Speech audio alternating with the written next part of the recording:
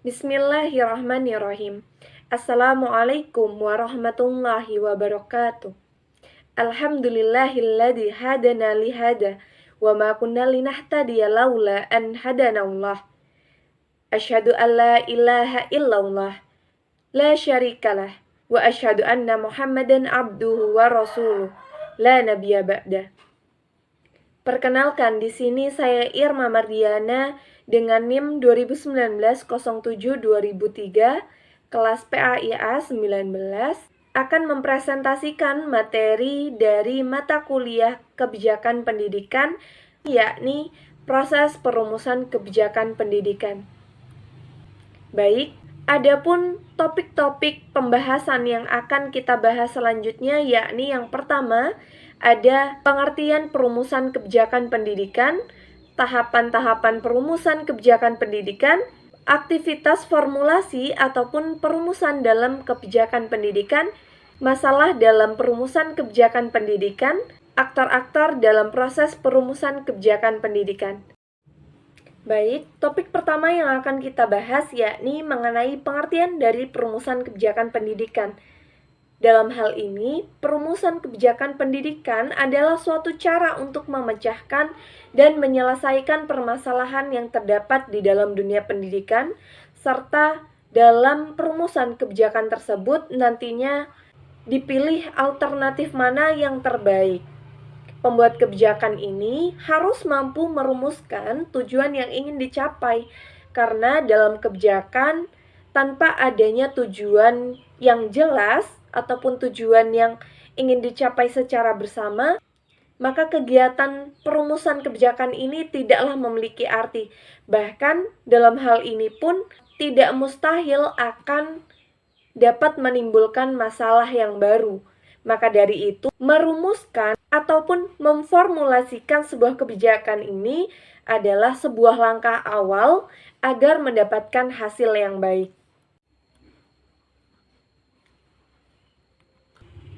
Pada tahap-tahapan perumusan kebijakan pendidikan ini, memang idealnya proses perumusan kebijakan berkaitan erat dengan proses kerja ilmiah yang meliputi adanya identifikasi serta formulasi masalah kebijakan, penentuan alternatif kebijakan untuk proses pemecahan masalah, ada pengkajian atau analisis kelayakan masing-masing dari alternatif kebijakan, kemudian adanya pelaksanaan kebijakan dan menentukan standar kinerja minimal.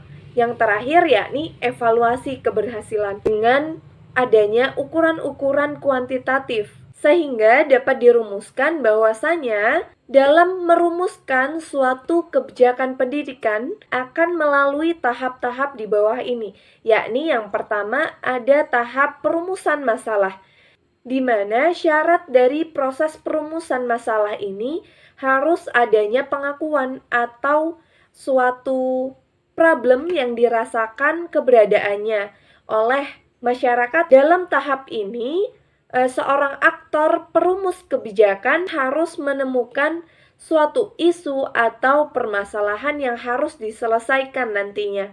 Dalam tahapan perumusan masalah ini, ternyata ada beberapa karakteristik penting yang di dalamnya terdapat 4 aspek yang perlu diperhatikan, perlu dikenali dengan adanya masalah kebijakan tersebut. Yakni yang pertama adanya menyangkut kepentingan masyarakat luas. Yang kedua, serius, di mana suatu situasi dapat diangkat sebagai masalah kebijakan jika situasi tersebut berada di ambang toleransi untuk diabaikan begitu saja.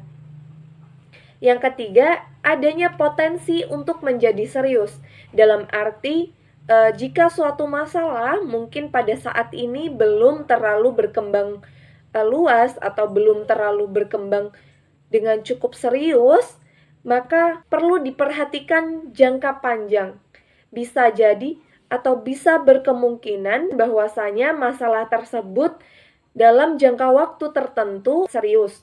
Yang keempat, adanya peluang untuk memperbaiki.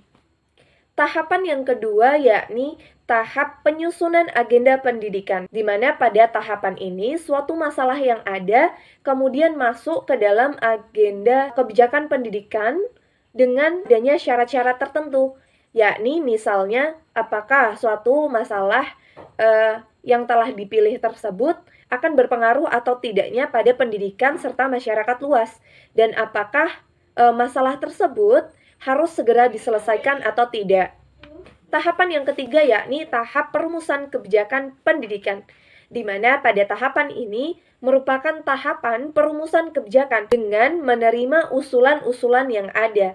Perumusan usulan kebijakan tersebut merupakan salah satu kegiatan untuk menyusun dan mengembangkan serangkaian tindakan yang diperlukan untuk memecahkan suatu masalah.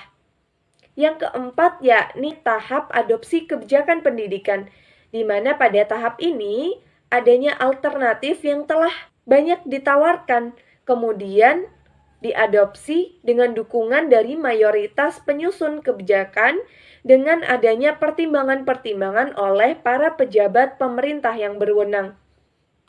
Tentu pada tahap ini ada banyak alternatif yang ditawarkan, dan kemudian suatu rancangan yang disepakati tersebut haruslah melalui pertimbangan oleh pemerintah yang berwenang terhadap keputusan nantinya diterima atau tidaknya suatu rancangan kebijakan tersebut.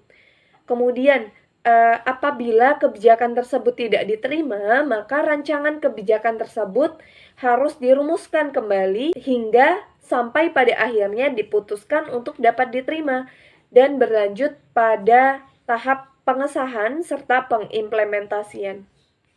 Kelima, yakni tahap implementasi kebijakan pendidikan. Pada tahap ini merupakan tahap pelaksanaan kebijakan oleh badan yang berwenang. Pada tahap ini juga merupakan tahapan pelaksanaan kebijakan oleh badan-badan administrasi maupun agen-agen pemerintah tingkat bawah. Nah, pada tahap terakhir, yakni tahap evaluasi kebijakan pendidikan ini, di mana setelah kebijakan pendidikan tersebut diimplementasikan, maka tahap selanjutnya yang dilakukan yakni adanya penilaian atau evaluasi terhadap kebijakan yang telah dilaksanakan, dengan tujuan untuk mengetahui hasil ataupun dampak kebijakan tersebut. Maka perlu diketahui pula tingkat efektivitas suatu kebijakan dan sangat berguna untuk memperbaiki kebijakan-kebijakan yang telah ada ataupun membuat kebijakan-kebijakan yang baru. Setelah melalui tahapan-tahapan dalam proses perumusan kebijakan pendidikan, maka selanjutnya yakni aktivitas seperti apakah yang terjadi dalam formulasi ataupun perumusan kebijakan pendidikan tersebut. Aktivitas kebijakan adalah suatu proses penerapan keputusan kebijakan yang biasanya diawali dengan penyusunan program, kemudian adanya proyek hingga ke kegiatan-kegiatan untuk pemecahan suatu masalah yang terjadi, kemudian menjadi agenda kebijakan. Aktivitas apa saja yang terjadi dalam proses perumusan kebijakan pendidikan, di mana yang pertama adanya pengenalan masalah.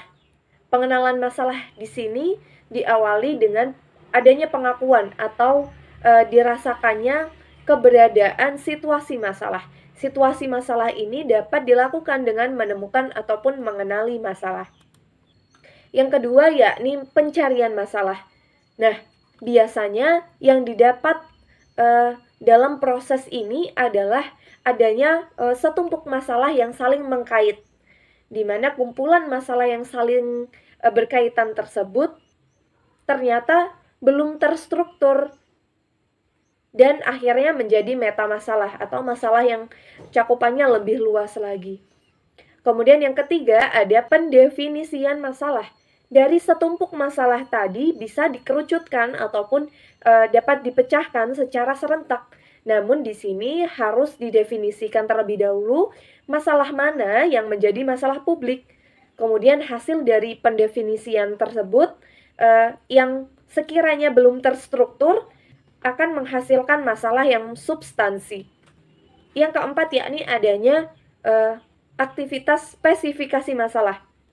pada aktivitas spesifikasi masalah ini, di mana sebelumnya telah menghasilkan masalah yang substantif, selanjutnya dilakukannya spesifikasi masalah dan menghasilkan masalah yang formal sebagai masalah sebagai bagian dari masalah kebijakan. Yang kelima yakni rancangan tindakan, di mana dengan dihasilkannya sebuah masalah yang formal, maka tahapan yang dilakukan selanjutnya yakni perancangan tindakan yang akan dilakukan pemerintah dalam rangka memberikan solusi terhadap masalah kebijakan tersebut. Nah, ternyata dalam proses tersebut, ketika di dalam pendidikan ataupun di dalam kebijakan tersebut, di mana proses yang telah kita pelajari tadi bisa disebut dengan usulan kebijakan, yang kemudian dipahami sebagai kegiatan menyusun dan mengembangkan serangkaian tindakan untuk mengatasi masalah tertentu. Misalnya, aktivitas perumusan kebijakan pendidikan gratis yang secara ideal tentu perlu dilakukannya proses konsultasi pada stakeholder pendidikan guna menyerap aspirasi dari masyarakat. Nah, salah satu stakeholder pendidikan ini adalah pihak sekolah, di mana pihak sekolah ini ada cakupannya, ada beberapa elemen gitu ya. Yang pertama ada kepala sekolah sendiri, kemudian ada bendahara sekolah, guru-guru, dan komite sekolah. Nah, topik selanjutnya yang akan kita bahas yakni terkait dengan masalah dalam perumusan kebijakan pendidikan. Tentu dalam siklus kebijakan pendidikan ini, proses perumusan kebijakan selalu menempati posisi kedua, yakni tahapan yang sama pentingnya dengan tahapan yang lainnya. Perumusan kebijakan sendiri sangatlah penting untuk dilaksanakan dalam pendidikan guna tercapainya secara maksimal tujuan-tujuan yang telah disusun dan ingin dicapai secara bersama. Pada tahapan ini dilakukan apabila dalam proses pengkajiannya pemerintah ataupun penyelenggara menemukan kejanggalan ataupun masalah-masalah yang kemudian dituntut untuk menyelesaikan permasalahan tersebut. Nah, pada hal ini, ternyata banyak juga ditemukan masalah yang timbul di sekitar perumusannya. Nah, permasalahan tersebut dapat bersumber dari beberapa hal, yakni diantaranya pembuat kebijakan tersebut ataupun penyelenggara pendidikan kurang menguasai pengetahuan, informasi, ataupun persoalan-persoalan yang menyangkut dengan pendidikan. Yang kedua, adanya penggunaan sumber acuan yang berbeda-beda. Nah, di mana kemudian dapat diambil solusi alternatif, yakni dilakukan perundingan untuk mengambil keputusan yang tepat. Ternyata, di samping hal ini, dapat mengakibatkan dalam proses perumusan kebijakan tersebut sering dianggap kurang tepat ataupun kurang dapat dicerna oleh semua kalangan karena adanya perbedaan sumber acuan tadi. Yang terakhir yakni adanya ketidakjelasan berbagai pendapat mengenai kebijakan pendidikan ini yang dirasa dapat dikatakan dampak dari kurangnya informasi yang diterima. Topik yang selanjutnya akan kita bahas yakni berkenaan dengan aktor-aktor dalam proses perumusan kebijakan. Nah, perlu teman-teman ketahui bahwa keberhasilan kebijakan pendidikan tentu tidak terlepas dari peran berbagai aktor yang merumuskannya. Nah, adapun aktor-aktor yang berperan dalam proses perumusan kebijakan pendidikan di sini dapat berarti individu maupun kelompok-kelompok. Di sini saya mengutip yang disampaikan oleh Hasbullah, di mana pengklasifikasian aktor perumus kebijakan pendidikan yang pertama legislatif. Legislatif di sini merupakan lembaga yang memiliki tugas dan wewenang untuk membuat undang-undang dasar serta merumuskan suatu kebijakan. Legislatif atau dapat disebut dengan legislator sebagai aktor utama dalam perumusan dan pengesahan kebijakan, yang dimana di Indonesia sendiri lembaga ini dijalankan oleh Dewan Perwakilan Daerah, Dewan Perwakilan Rakyat, dan Majelis Permusyawaratan Rakyat. Yang kedua yakni eksekutif. Dalam Kamus Besar Bahasa Indonesia, eksekutif adalah suatu yang berkenaan dengan kepengurusan, dalam kata lain pengelolaan ataupun pemerintah, yakni pada penyelenggaraan suatu kegiatan, kekuasaan menjalankan undang-undang, serta pejabat tinggi negara yang bertanggung jawab kepada direktur utama atau pemimpin tertinggi di dalam suatu perusahaan ataupun sebuah organisasi. Yang ketiga yakni administrator. Administrator sebagai pengambil kebijakan dan eksekutif tadi berperan penting dalam pencapaian tujuan negara yang dilaksanakan dalam setiap program nyata yang dirasakan oleh masyarakat dengan tujuan utama yakni kesejahteraan masyarakat. Nah, administrasi publik ternyata memiliki peran yang lebih penting dan lebih terlibat dalam proses perumusan, pelaksanaan, serta pengevaluasian kebijakan publik itu sendiri, di mana peran administrator sebagai salah satu aktor yang berperan dalam suatu kebijakan ini, yaitu untuk tercapainya tujuan dengan berbagai keterampilan yang dimiliki administrator tentunya. Yang keempat yakni partai politik atau parpol, di mana partai politik ini terdapat sekelompok manusia yang terorganisir secara rapi dan dipersatukan oleh persamaan ideologi untuk bertujuan yakni mencari serta mempertahankan kekuasaan dalam pemilihan umum guna melaksanakan alternatif kebijakan yang telah disusun. Baik perwakilan lembaga formal negara seperti parlemen, DPRD atau DPR, maupun aspirasi masyarakat lainnya dalam instruksi politik. Nah, ternyata dalam kajian aspek pendidikan pun tentu tidak terlepas dari peran para aktivis partai politik tersebut. Yang kelima yakni interest group atau kelompok berkepentingan, di mana kelompok berkepentingan ini dapat didefinisikan sebagai kelompok orang yang bekerja sama guna mencapai tujuan yang sama, tetapi perlu digarisbawahi bahwa kelompok ini tidak tertarik untuk memperoleh kekuasaan politik. Kumpulan ataupun cakupan dari kelompok kepentingan ini dapat terdiri dari beberapa elemen masyarakat, organisasi, non-pemerintah, kemudian ada kumpulan pekerja asosiasi, cendekiawan, tenaga pendidik, bahkan praktisi kesehatan, dan masih banyak lagi. Yang keenam yakni organisasi masyarakat atau ormas, di mana organisasi kemasyarakatan ini merupakan organisasi yang didirikan serta diselenggarakan secara sukarela oleh masyarakat berdasarkan atas kesamaan aspirasi, keinginan, kegiatan, kebutuhan, bahkan kepentingan, serta tujuan untuk ikut serta dalam pembangunan guna mencapai tujuan negara kesatuan. Contoh organisasi masyarakat yang ada di Indonesia yakni seperti yang kita ketahui adanya Nahdlatul Ulama, Muhammadiyah, ada Himpunan Mahasiswa Islam, dan masih banyak lagi. Yang ketujuh yakni perguruan tinggi. Nah, di dalam perguruan tinggi ini, di mana institusi yang di dalamnya dinaungi para elit akademik. Perguruan tinggi ini sering dijadikan sebagai ujung tombak dalam upaya memperjuangkan aspirasi para masyarakat yang nantinya untuk dimasukkan dalam pengambilan kebijakan. Peran sebuah perguruan tinggi ini sangatlah penting karena di dalamnya terdapat nilai-nilai idealisme yang masih dipupuk dan tidak terlepas pula dari muatan-muatan intelektual dalam proses pengajaran. Yang kedelapan yakni adanya tokoh perorangan. Nah, ternyata karakter individu dari masing-masing kita juga memainkan peran yang begitu penting dan terkadang sangat menentukan. Nah, tokoh perorangan ini dapat berasal dari berbagai bidang, di antaranya yakni ada agama, politik, ekonomi, sosial, budaya, kesenian, bahkan pendidikan. Nah, alhamdulillah, pada penyampaian materi saya hari ini dapat saya simpulkan bahwasanya kebijakan merupakan suatu tindakan yang dilakukan oleh pemerintah dalam suatu lingkungan tertentu yang mengarah dengan adanya hambatan-hambatan, dan ada pula kesempatan terhadap pelaksanaan usulan yang akan dibuat dalam rangka mencapai tujuan tertentu.